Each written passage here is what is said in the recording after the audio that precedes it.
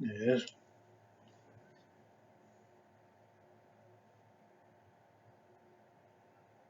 Zvanzi nokuti wakati kana ndikabata nguo yake bedzi ndichaponeswa.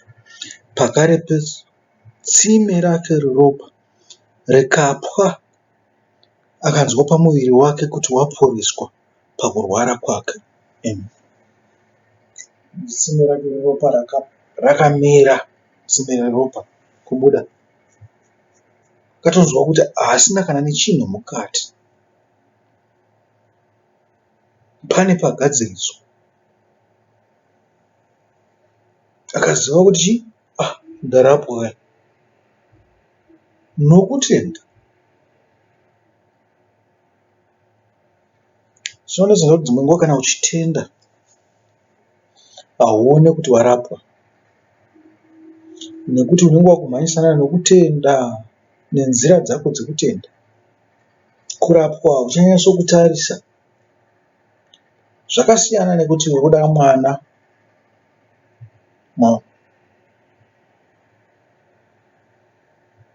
Pane chimwe chirwere chaunokwanisa kunge unacho, hachionekwe nekunze, kana kuti haunyanyokunzwa pain pamusoro pazvo. Chinokwanisa kurapika iwe wakarivara, uchimhanyisana nezvimwe zvinhu zvokutenda. Zvinoitika sitereki izvozvo. Wotozorangarira kuti ndaimbe ndichirwara, ndakangoona zvangoguma. Kana kuti ndizive kuti zvakaguma rini handizivi. Zvakangoita kakupera so, hazvina kuzoramba zviripo. Zvinoitika sitereki izvozvo. Uyu nokutenda akatoziva kuti akomana, nekuti zvinhu zvaaigara achiona mazuva ose zvichimunetsa, akati zvamira zvarapwa. Kana kwakanga kuri kusviba kwekereke kana kuti kwesinagoge, akatoziva kuti kwamira.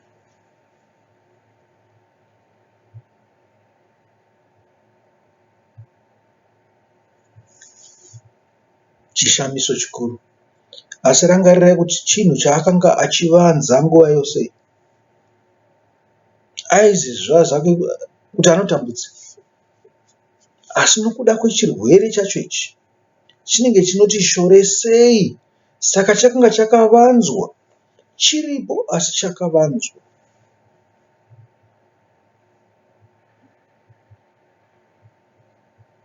Wakaita zvokusveverera kuna Kristu, wakabata hanzu yake, wakaenda chinyararire, wakatanga kutenda nenzira yakanga yataurwa naKristu. Haana kuita zvokushambadza zvokuti ini ndakuteverera Kristu. Wanga utori pakati pevamwe vazhinji vaiteverera, zvichida aitotya kumakwa.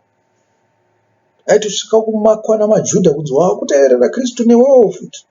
Sinagoge yako yave yaKristu ka. Kana Jairosi ndozvaakaita wa. Ndozvozwa manje. Jairosi ndozvaakaita.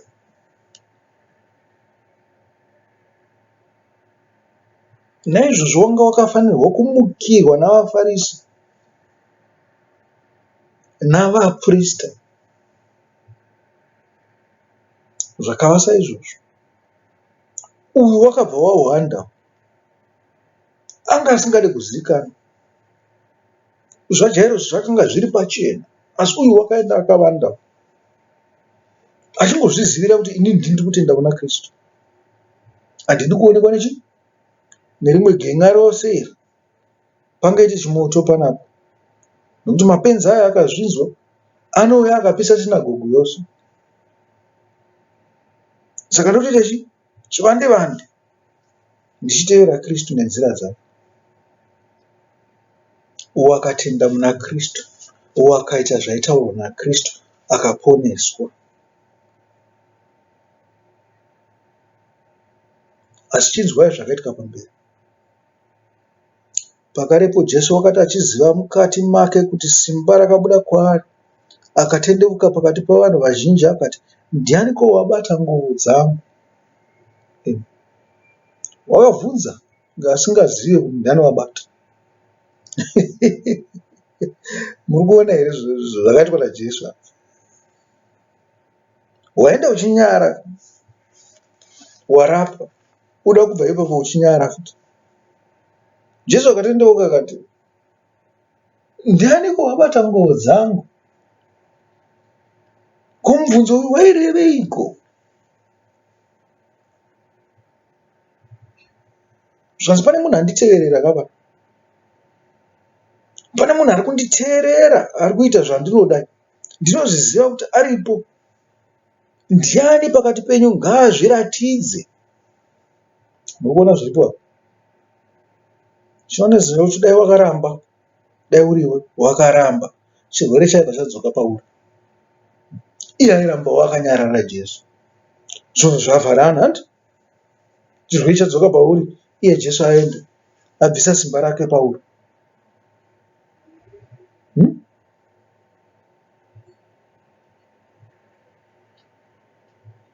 Zvakafosera kuti mukadzi abude pachena. Maona? Panze pekuti atye, wakabuda pachena akati hapasina. Kana kuri kunyara hapasina zvekunyara. Ndabatwa. Ari kuzviziva, akatozviona ega kuti Kristu ari kuziva kuti ndaita izvi.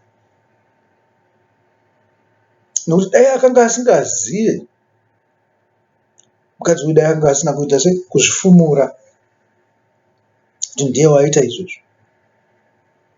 Saka vanga vachitoziva kuti Kristu ari kuzviziva, regedza ndingotanga.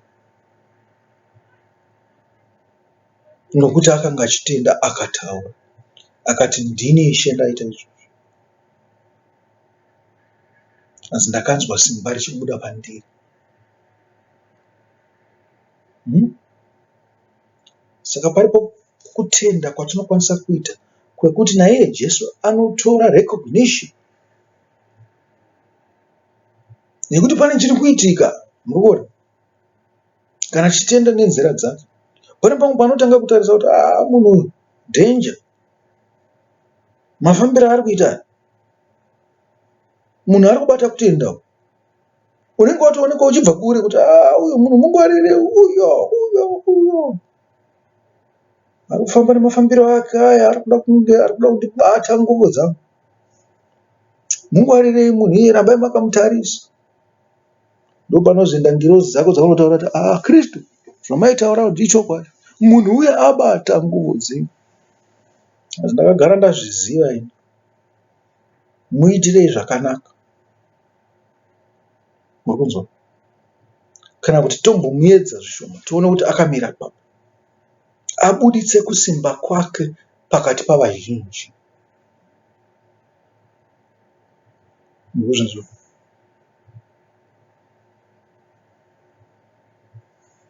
Hapana pakanga Kristu achiregera kuziva kuti ndiani amubata.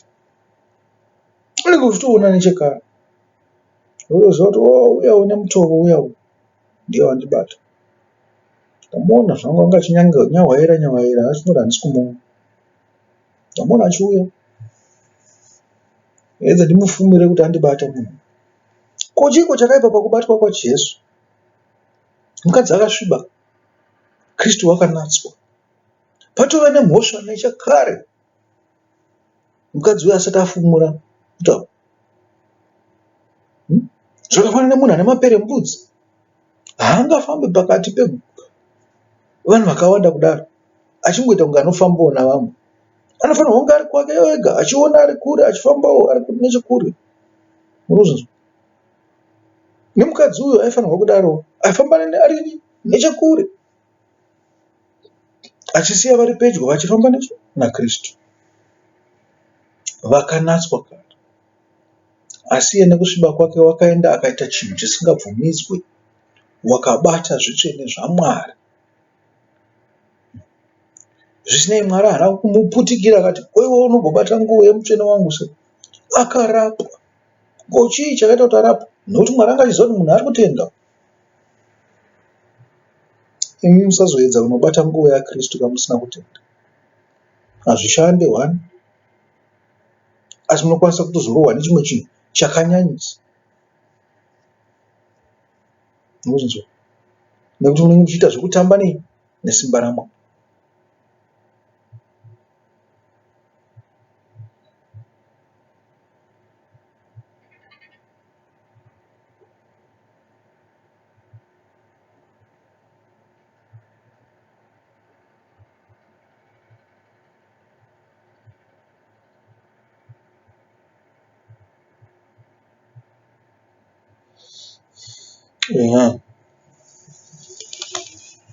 Ndizvo zviripo izvo. Wakabata nguo yomunhu mutsvene. Hazvibvumidzwe temberi yaMwari kuti munhu wakasviba anga ari paungano yavatsvene kana yavakarurama achibata zvinhu zvinokosha zvaMwari. Imhosva yokuti munhu akadaro anofanirwa kubudiswa ondotemwa namabwe. Mukadzi wakasvika pakushinga akataura chokwadi. Panze pokuti atukwe akaudzwa kunzi kutenda kwako kwakuponesa.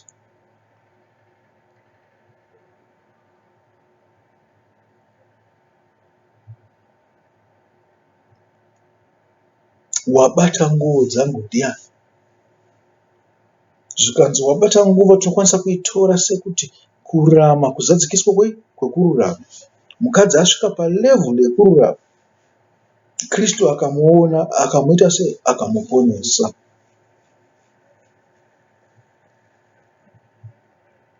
Zvikanzi mukadzi akatya akadedera achiziva zvaaitirwa, akauya ndokuzvivisira pamberi pake ndokumuudza zvirokwazvo zvose. Akati kwaari, mukunda kutenda kwako kwakuponesa, enda norugare upore pakurwara kwako.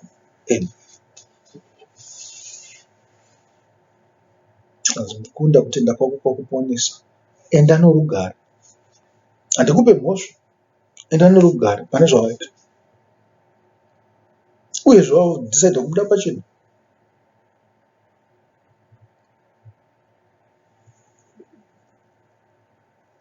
Upore pakurwara kwako. Kwakanga asati apora, anga apora kare. Kwaanonzi upore pakurwara kwako. Seiko? Zvatiri kubva kutaura izvozvo. Zvokuti dzimwe nguva yokwanisa kusateerera Kristu woramba akaita sei? Akahwanda. Wanyepa, watyora murayiro. Worohwa futi. Zvichida zvakatonyanyisa. Ropa rotonyanyisa kubuda. Asi wakatenda kuti ndegedza nditaure zvandaita, zvandakanganisa. Kana ndichirohwa pamusoro pekukanganisa kwangu zvakanaka. Asi nganditaure nekutenda kuti ndaitirwa zvakanaka naMwari. Akataura. Zvikanzi kutenda kwako kwakuponesa. Enda zvako nerugare. Usatya. Pane vamwe vakatambanudzira maoko avo kuti vabate areka yaMwari payanga yakuduka. Zvinonzi vakabva vafira ipapo hanzi. Nevamwe vaya vakadongorera kuareka yaMwari vachida kuona kuti ine chii panguva yayakadzoswa navaFiristia. Vakaparara ipapo.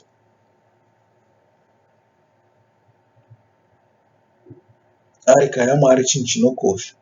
Chinofanirwa kubatwa nehutsvene. Nesuwo zita raKristu chairo tinofanirwa kuribata nehutsvene. Hatifanirwi kungofamba tichingoti Kristu Kristu mahara. Ngatizive kuti mutsvene.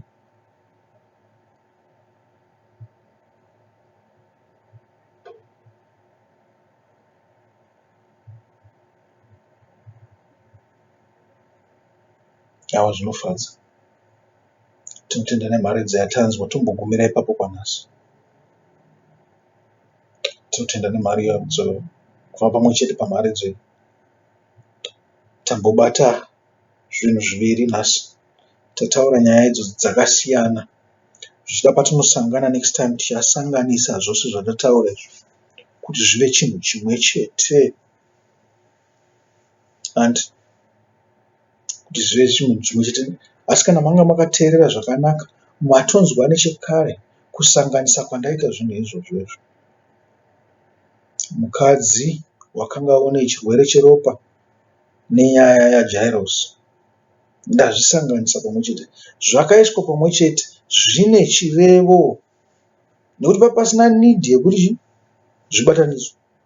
Nyaya chairo saikwanisa kunyorwa payo yega, yemukadzi une ropa yonyorwa payo yega, asi dzakabatanidzwa pamwe chete. Nyaya yemukadzi weropa yakataurwa mukati semakaitikiro akaitika zvinhu. Chinhu chimwe chete zvose izvo, hadzizi nyaya dzakasiyana dzinobata pachinhu chimwe chete. Mako mamunzwa pose pachinzi kutenda kutenda kutenda kutenda, inyaya yokutenda yose iyo. Aiwa, saka hama adiwa, sarai zvakanaka, musakanganwa kuchengetedza murayiro yaMwari, kuti ndiye Mwari wako woga akakubuditsa munyika yeIjipita. Usave nezvimwe zvimwari kana zvifananidzo. Usareva zita raMwari wako pasina. Uchengetedze masabata ake, ukudze baba namai, nekuti ndivo vanokusvitsa pedyo naMwari. Ndozvavakafanirwa kuita. Zvikanzi usauraya, usabe, usaite choupombwe, usareverera kwako nhema. Zvikanzi usachinya kana kuchochora kana kuchivawo kwako. Hama dzangu, muchengetedze murayiro yaMwari, muve nokutenda kudiki kukafanana netsanga yemasitadha, mugokurawo mukutenda kwenyu kusvikira tisangana zvakare. Garai zvakanaka. Ndini wenyu muparidzi anoti.